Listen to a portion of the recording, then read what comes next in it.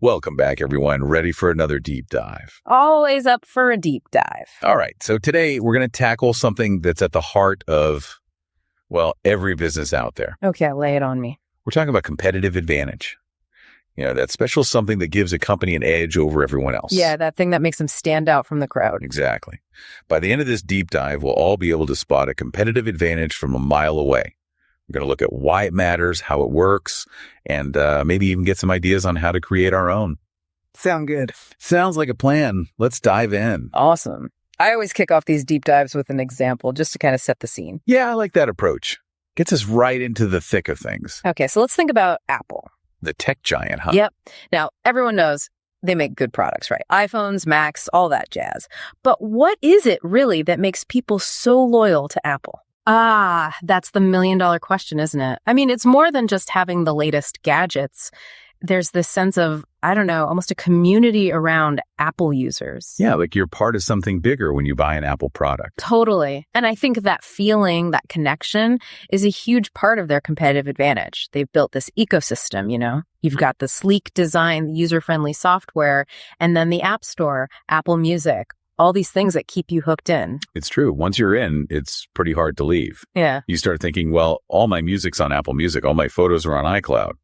Might as well just stick with it, right? Exactly. Switching costs become too high, both in terms of money and just the hassle of moving everything over.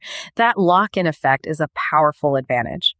But it's not just about practicality either. There's also this like aspirational quality to Apple. Yeah, there's definitely a certain status associated with owning an Apple product, wouldn't you say? For sure. You see those commercials with the sleek, minimalist designs and the cool music, and it's almost like they're selling a lifestyle, not just a device. It makes you think, if I had that phone, I'd be that cool, creative person. Right. Absolutely. And that's the genius of it. They've managed to create this image, this brand identity that people really buy into.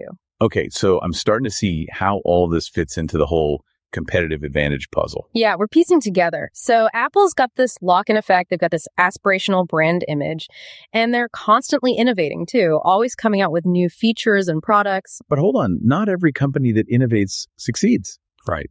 There are plenty of companies that come up with cool new stuff, but still can't seem to break through. Right, you're hitting on a key point. Innovation alone isn't enough. It has to solve a problem that people actually have, and it has to be done in a way that's better or different than what's already out there. So it's about finding that sweet spot where innovation meets customer need. And then on top of that, you layer in this whole brand identity and create this like experience that keeps people coming back for more. You got it. It's a multifaceted thing, this competitive advantage. And it can be tough to pin down, but when a company gets it right, it's really powerful. Okay, so let's move on to a different type of example. Think about something everyone experiences, like supermarkets. Well, yeah, the grocery store wars. That's a good one. Right. You've got Woolworths and Coles, the two big players here in Australia, always battling for our grocery dollars. It's a classic competitive landscape, isn't it? Yep. Now, on the surface, you might think it's just about price. Who can offer the cheapest milk, the best deals, that kind of thing. Right. It seems pretty straightforward at first glance. But I'm guessing there's more to it than meets the eye, right? No, absolutely. There's a ton of strategy at play in the supermarket showdown. Huh. Think about it.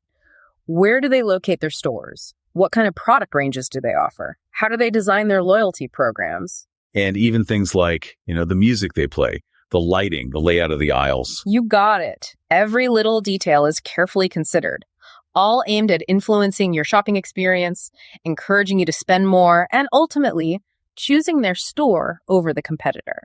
I'm starting to feel like I need a degree in marketing just to walk into a supermarket now. That's the thing. It's all around us, this constant battle for our attention and our dollars. Okay, so thinking back to the whole competitive advantage idea, how would you say these supermarkets are trying to differentiate themselves? Well, they both have their own strategies. You'll notice one might focus on freshness and quality, emphasizing their produce section and local sourcing. Yeah, like farm-to-table vibes. Right. While the other might lean more heavily on price and convenience, with lots of ready-made meals and deals on bulk buys. It's true. And even their own brands play into this. One might have a more premium feel, while the other focuses on value. Exactly. They're targeting different segments of the market, trying to appeal to different needs and preferences, and they're constantly adapting too, watching what the other one is doing and trying to one-up them. It's like a never-ending game of chess, isn't it? Absolutely. And the board is your local shopping center. Okay, so for all you listeners out there, think about your own experiences. What are your favorite brands and what makes them stand out?